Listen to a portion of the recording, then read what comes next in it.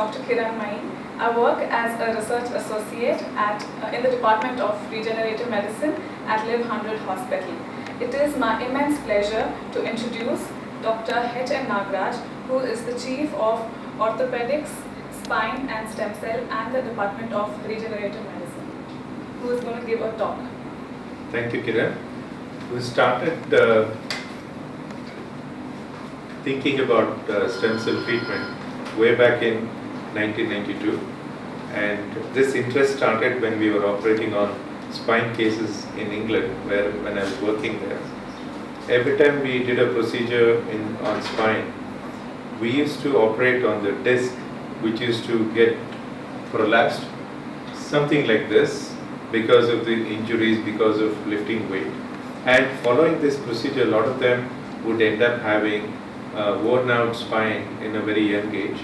So we were always contemplating, is there any way we could regenerate this disc and bring it back to the original condition where it could take the load as per the demand. This triggered us to look at spacers and searching for answers within the body. And we realized that one of the best way to bring back the quality of the disc is to regenerate the same disc if it is possible, and then give back the advantage of having a very good shock absorber in spine. But this led us to look at growth factors, stem cells, and also to move on. And the other conditions where we were looking at to treat was diabetic wound ulcers. A lot of patients were coming to the clinic with infected leg, the bones were infected, and then we realized that one of the major reasons for infection was there was no antibiotic reaching the spot of infection. Because of diabetes, all the blood vessels were clogged. Because there is no more stimulation coming from the nerves, because of the damaged nerves from diabetes, these ulcers were not healing. So we were thinking, how do we bring those factors into the area where it is required, when it is required, and how do we bypass this problem of a damaged nerve and the damaged blood vessel. This is how the growth factors concept started. And to heal the cells, to heal the wound, we need the skin covered, we need the muscle to grow there, we need the fat to grow there. That means we need the stem cells. So to combine these two, we started working on growth factors, which are available in our platelets, which is part of the blood, and also the stem cells. So the work, actual research work, started in 1997 with a company called Cell Biologics, which is part of Biomet at that particular time, Biomet USA. And then we started working on growth factors harvested from the patient's own blood, create the growth factors, and we were injecting these growth factors to diabetic wounds and other chronic ulcers to see whether it will heal. This really led us to the future of stem cells, because the success what we saw was phenomenal.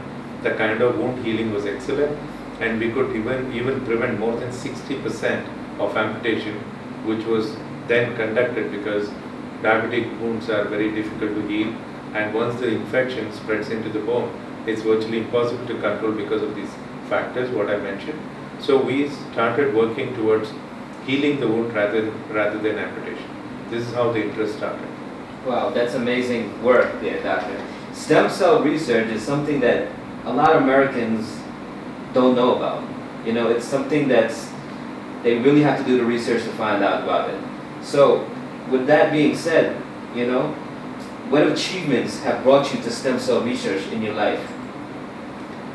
One of the first achievement was purely to look at healing the ulcers which were not possible to heal. That itself was one of the greatest feeling, because initially we had patients who had chronic ulcers. I still remember a lady who had an ulcer which was there for 14 years and around the ankle, and she came to us for amputation. And the same leg was saved without amputation. The ulcer was healed just by using the combination of stem cells and growth factors. This gave us an immense confidence that we must use this in all other stages and try to heal almost all damaged organs. So this triggered us an idea that we must focus on regenerative medicine and see whether we can regenerate every organ in the body, which could then function for 100 years rather than die an early death, because all our body doesn't die together. Some organs, for example, pancreas, stops working even when we're still alive. So we need to supplement that with insulin, the body. The same way, there are a lot of organs in the body stop working. Like for example, hair fall happens at the early age. So all these things really made us feel that stem cell is going to be an answer to regenerate a lot of cells. And that's why we decided to focus on the regenerative medicine.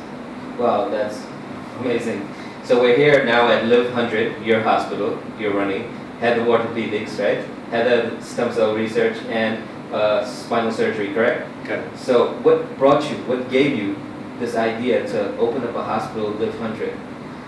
Well, when I started looking into this, because of a lot of issues surrounding stem cell treatment, none of the hospitals had facility to take up regenerative medicine as a special focus. Since there's a lot of conflicting opinion between embryonic stem cells, adult stem cells and cord blood cells, we need to convince the people who are running the hospital that adult stem cells are the safe way to treat a lot of problems. Since there were not many hospitals who were willing to come forward, I decided to start regenerative medicine hospital on my own. So when you first opened Live 100, you immediately started stem cell therapy, correct? Yes, we did. Okay, all right. So what is stem cells? Not many people are aware of what are stem cells. Stem cells are basic cells which are present in every human being. Okay. But depending on the age we are in, they turn into different forms of cells. A stem cell is a basic cell which has got multiple functional ability depending on what is required by the body. To give you an example, Yes. a stem cell is required because our blood cells need to be replenished every day. So those stem cells get converted into blood cells. Some cells they convert into muscle cell because every day the muscle tissues are breaking down, skin cells are wearing off and a new layer is coming on. So the stem cells are required to replace the skin, bone, muscle or blood vessel. But after a certain age, the quantity of stem cells come down because the demand for those cells do not exist. For example, as we are growing, we need a lot of cartilage cells Correct. till the age of 19. As we are growing, we need muscle cells. And say for example, why we start seeing people not able to put on the muscle mass after the age of 50, because at the same time the body cannot produce enough stem cells to replace the way we want when the demand is there. So what are the different types of stem cells?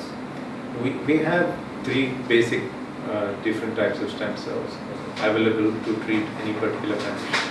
One is embryonic stem cell, which comes out from a fertilized egg. Okay. And this embryonic stem cell, when it starts multiplying, they have, depending on the layer of the embryo, they can convert themselves into different organs in the body. But these cells, when we hold them in the stem cell stage, we can use this stem cell because they have the ability to convert into any type of organ. We can multiply them and then use it for treating different conditions. Then you also have cord blood cells, which are available in a particular quantity when the baby is born, that can be harvested and stored for future use for the same child. You'll harvest those stem cells from an infant. From an infant's umbilical cord. Umbilical cord. Normally it The is placenta. thrown. Yes, placenta. Okay. Normally the cells are thrown, Alright. but now we can harvest these cells and store it in the lab, and we can. That is only for the purpose of future use. Good. But whereas adult stem cells are harvested from the adult, and then the same cells can be multiplied, and you using the growth factors convert them into the type of tissue you want and use them for treatment. Then you might ask me a question then, what is the difference between embryonic Correct. cord blood What is cells the difference and the adult cells? Yes. Well, embryonic cells, the supply can be just from one fertilized egg and the supply can be infinite. The cells can keep on multiplying in the lab. It raises the issue whether these cells can be controlled because they keep growing without any much control. So there's a possibility that this can cause complications. Whereas cord blood cells, they are in limited quantity, between 1 lakh to 10 lakh cells we can harvest, but these are stored for use in the future, which only if something happens to the same person, it can be used. Whereas adult stem cells, with the technology, we can harvest between 10,000 to 100,000 cells. But we have now facilities and ability and the scientific knowledge to multiply them to any quantity we want. And we can also convert adult cells into stem cells, Okay. or adult stem cells are harvested, can also be made to function like a pluripotent cells, which normally you see in embryonic cells. Right. So what I'm trying to say here is, now adult stem cells can be an answer to all the other type of stem cells. So tell us, since science is moving so far ahead now with stem cell therapy, right? Why is it important for stem cells research to go forward? Why is it so important? Stem cell is just answering only one part of the problem. Okay. Most of the issues in our body are triggered by our genetic mismatch or genetic damage. So there are a lot of autoimmune disorders. All these conditions, we are only treating them using stem cells. But if you have to stop this problem or cure them, for example, type 1 diabetes or muscular dystrophy, then we need to make sure genetically we find out what's happening. And then if we can somehow manage to turn this gene off, So in an individual basis. yes, in individual base, Right. then this would really answer all the problems Okay. in a human being, even if even if they're born with a genetic defect. This can be corrected using some kind of either a chemical or a tablet we can give, or we could use a virus to go and function for us, remotely controlling them to switch the genes off and then treat the condition using stem cell. Then maybe we can find potential cure. That's where the research should continue. Okay.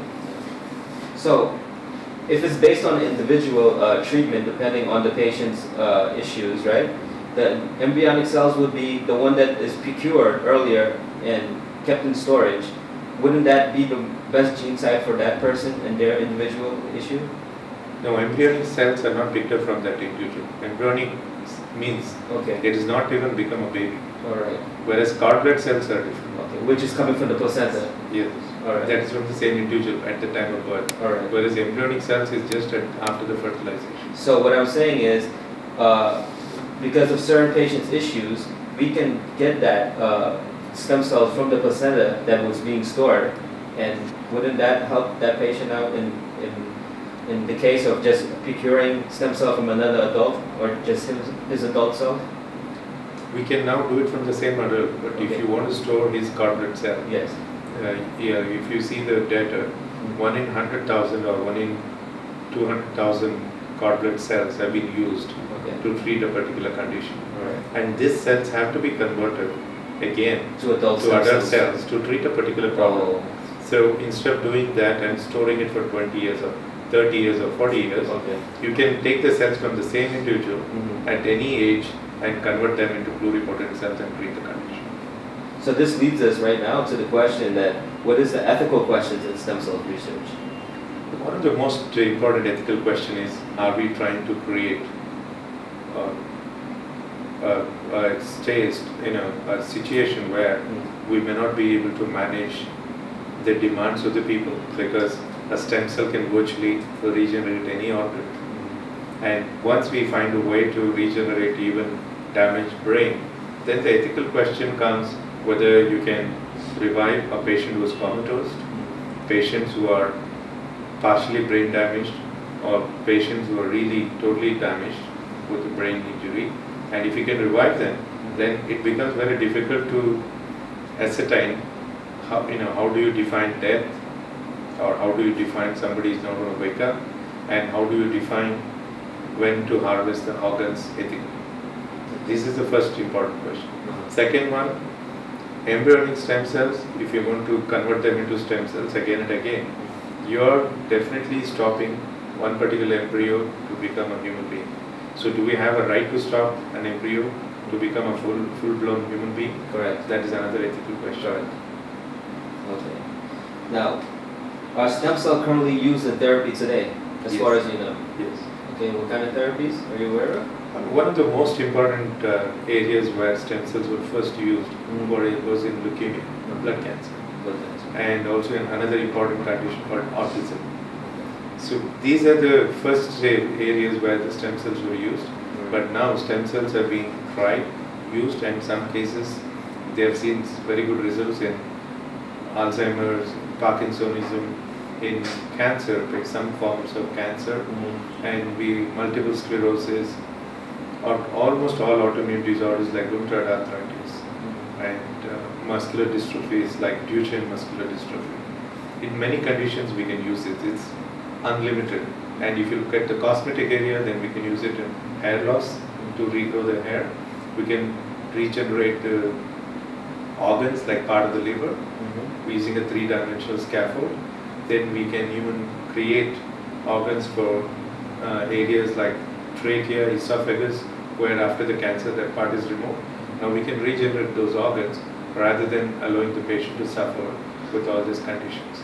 So virtually the application of stem cells is unlimited. We can even regrow the tube. So what I'm saying is it's only limited to the research, not to our imagination. So we know that many things are possible, then the research is giving us the answer for every stage we are reaching. So let's clear a term where everybody can understand. What is regenerative medicine? One of the most important factors which will define regenerative medicine is when a person has a spinal cord injury. There are a lot of factors which play a role that spinal cord repair has to happen. You need growth factors, you need blood flow, and you need the neuronal cells to grow, and you need the obstruction to be removed. And if there is a loss of spinal cord itself, that needs to be regenerated. So it's a whole new science. You have to apply all these factors together, that becomes regenerative medicine. Stem cell is only one part of the regenerative medicine. What type of conditions, disease, disorder are treated with stem cells? Are there any limitations or contradictions? Well, at present, there are a lot of limitations are there in stem cells. We are achieving success in each case one step at a time. With my specialty, we have got good results in spinal cord injuries with patients with paralyzed for more than a year, 10 years, 15 years, and also in hip problems in an early individual with avascular necrosis in a younger age, and even in stage 3 and stage 4 of avascular necrosis of the femur. But this is not limited to these two conditions. Okay. We've even successfully treated muscular dystrophies, rheumatoid arthritis, and type 1 diabetes. These are all autoimmune disorders. When we are treating these patients, we know that the research can lead us further and make stem cells which can be applied for almost all conditions which are not possible to treat with conventional treatment. So, as far as limitations are concerned, are you limited because of protocols? Yes, limited because of protocols, limited because of evidence of a lot of similar papers need to be published. All right. We need to share the information across the globe, and it is limited because the research is only started catching up in the last 10 to 15 years from 2000. Before that, it was all in an experimental stage. And now onwards, the way it has moved in the last 5 years is much faster than the last 10, 15 years ago. So this is what is going to make the future in healthcare. We will virtually be able to create any kind of organs which we need to give it to a patient using his own cells. It's already happening because you must have read the muscle cells being grown in the lab, grown in the lab, correct. And now they're trying to see whether you can add the fat component, how to create meat which is more palatable. This also opens up a possibility that there will be no more animal sacrifice. You might have much better disease-free, infection-free meat. So there's enormous potential in this research, and I don't see with the science advancing that we will have any barriers or borders for limitation. What are the obstacles that must be overcome before the potential uses of stem cells and stem cell therapy to be realized? One of the most important obstacles is for the scientific community to believe that it is possible to use stem cells to help a lot of people. There are always two schools of thought, which is good. Some people who say that stem cells should not be tried, some people who say that it should be tried. Then these two schools of thought should come together and show the benefit, what this research can do and how safe it is. Once we show the efficacy, the safety, then I think everybody will come together they'll believe in this science and we can move forward. This is the first important issue, obstacle. Then the other obstacle is religious, because we were looking at embryonic cells earlier when the technology was not advanced. Now with the advanced technology, we don't have to worry about embryonic cells, which can turn into major problems. Since we can use adult cells, which are from the same patient, then we are not even playing with anyone else's life. Right. It is just like taking a blood cell from Yes. a human being Yes. and giving it back to the same human being. So Right. these things, once people understand, Yes. I don't think there should be any obstacles. Wow, that's really great. I have heard that there are clinics offering different types of stem cell treatment. Is that true? It is true. Some clinics are focusing on embryonic cells Okay. and they're treating certain conditions, and some hospitals are going with autologous, Okay. and some patients are going with embryonic, cord blood cells. But now looking at all these ways of treating, embryonic cells already have limitations. Very few people are practicing that because of the potential hazard. Okay. Most of them are coming away from embryonic cells. Yes. The cord blood cells, because of the cost involved, because of storage issues, and because whether they'll be used or not, it becomes a lot of waste of space and money and time to Correct. store the cord blood cells. So the future is going to be with adult stem cells, whether it is allogenic or autologous. What is experimental treatment? When we have an idea about treating a particular condition and you're not sure and you don't have any way of verifying whether your plan or idea is correct, then you need to plan this as an experimental treatment and try it out on animals which have the closest genetic mapping with the humans. So experimental treatments are tried before clinical treatment, because the people, we have the misconception between the difference of clinical and experimental. So explain to us, what is the difference between clinical and experimental treatment? Okay, right now between experimental treatment and clinical treatment, clinical trials, once we are convinced about the results or when we are seeing some success rate, for example spinal cord injuries, we created the injury in the rats and the guinea pigs, and when we injected the same stem cells into these rats, after about a couple of months they started again walking. This was experimental. This is Once we know this was possible in animal studies, then we started clinical trial.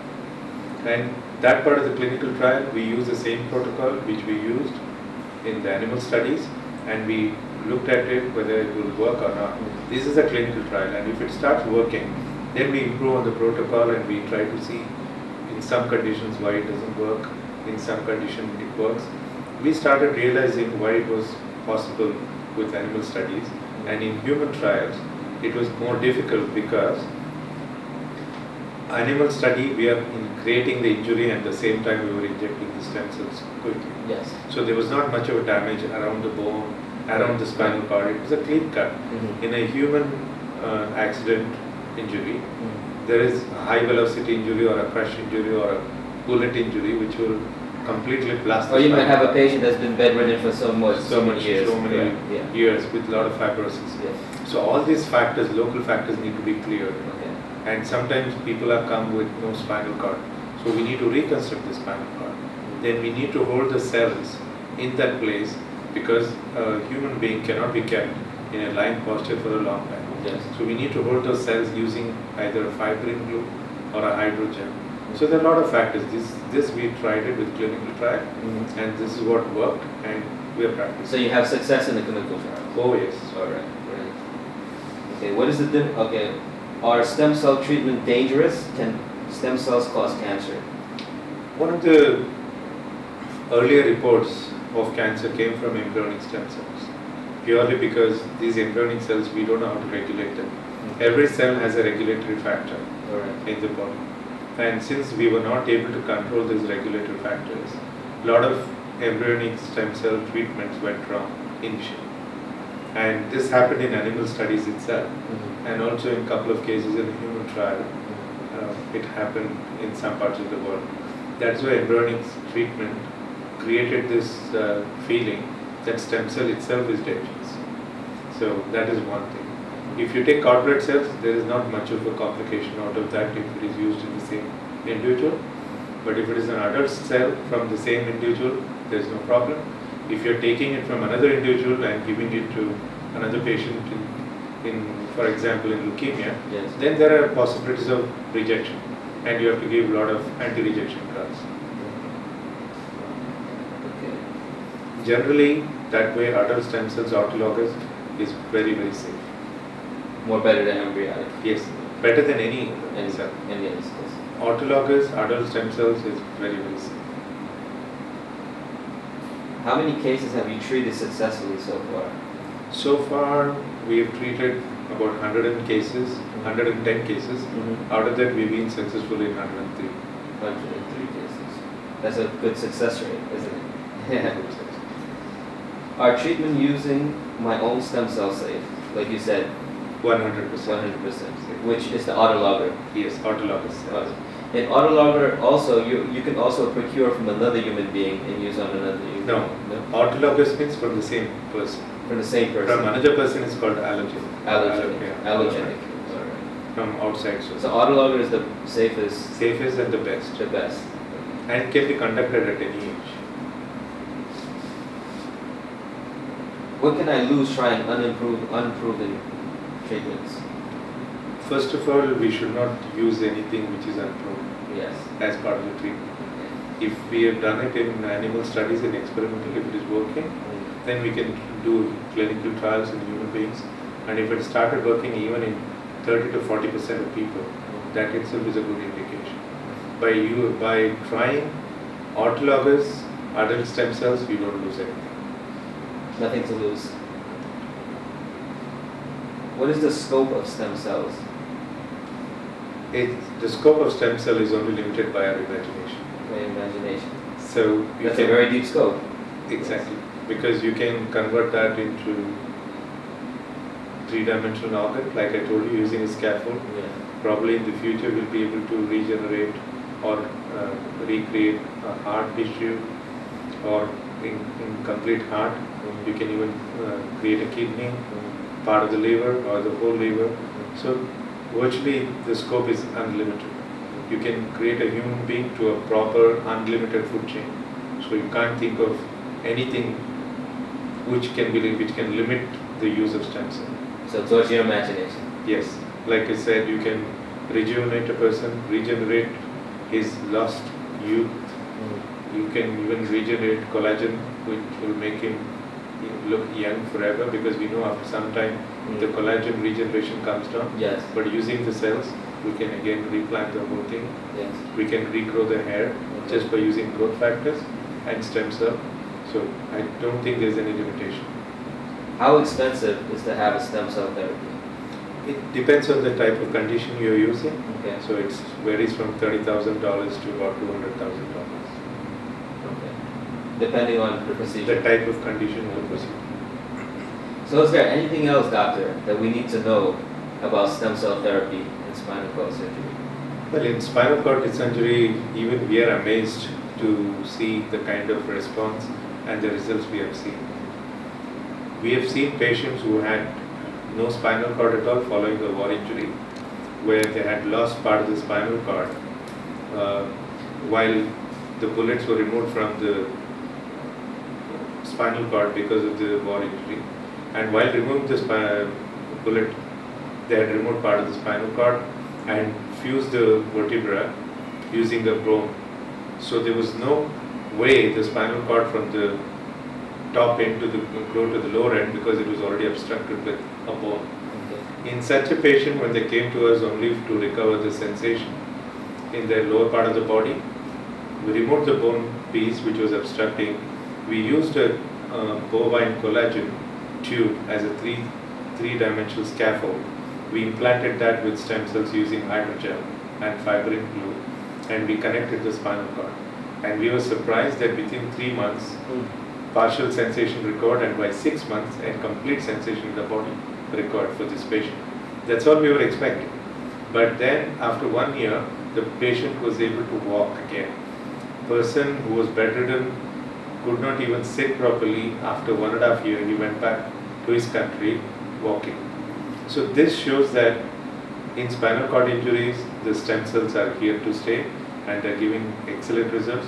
And now we have more and more such patients recovering and walking after motor vehicle accidents, after fall from height, or any spinal cord injuries because of disease, or because of even knife injuries or stab injuries. People are recovering from all sorts of spinal cord injuries. And we have also seen patients who had very bad wasted muscles. We are able to even rejuvenate and regenerate the muscle using muscle stem cells while we are treating the spinal cord injury, so that by the time the spinal cord injury recovers, even the muscles are ready to act. So we've been able to work this combination out very well, and that's what has led to the success what we see today. Okay, great. Can you take us through the process of the procurement of the stem cells and the harvesting? What is the procedures? If you look at this bone model, Yeah. the stem cells or the bone marrow is available here, here, everywhere. Yes. But the best source and one of the good sources is in this part of the hip bone, and we use a camera control to put the needle in this area, and we can harvest about 100 to 150 ml of blood, bone marrow, which contains stem cells. It contains all the other cells. Then we use those aspirated bone marrow in the lab to separate them using a laser beam, so that we know how to separate stem cells properly with the help of laser beam rather than just using a centrifugal force. And when you separate them, these cells, then we multiply them using patient's own blood and extracting the growth factors and multiply the cells and use it for a particular purpose, because you cannot get the quantity of stem cells you need from bone marrow. And so, just for an example, if you look at the avascular necrosis of the femur, we need anywhere between 400 million to a billion cells, but we only get about 100,000 cells maximum. So we're using their own blood and extracting the growth factors, we multiply these cells and then inject it into the area which needs to be treated. So for this particular purpose, one of the best source is ileal crest. Then in certain conditions like diabetes, some of the good cells are available with the fat. So we can do a procedure called liposuction, extract all the fat, then with a certain process we can remove the fat cells away from the stem cells, then grow these cells to become pancreatic cells and again inject them. So the protocol is different for each condition. So one of the two best sources are the bone marrow and the fat cells. But we can also get the cells from the skin as well.